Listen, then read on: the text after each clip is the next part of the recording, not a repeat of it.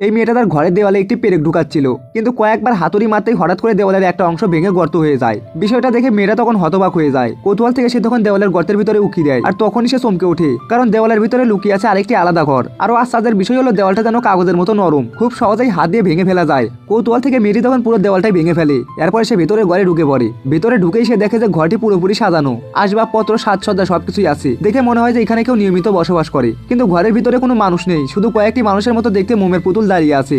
অদ্ভুত হলেও মেয়েটি তখন ভয় পায় না, বরং তার চোখে পড়ে একটি মোমের পুতুলের হাতে থাকা সুন্দর একটি মুক্তার চুরির দিকে। সে তখন নির্দ্বিধায় চুরিটি খুলে নিজের হাতে পরে নেয়। এতেও সে তখন থামে না, এবার তার নজর যায় আরেকটি মোমের পুতুলের মাথায় থাকা দামি রত্নের অলঙ্কারের দিকে। সে তখন সেটাকে নিতেও হাত বাড়ায়, কিন্তু ঠিক তখনই হঠাৎ করে মোমের পুতুলটি নড়ে ওঠে এবং শক্ত করে তার হাতটা চেপে ধরে।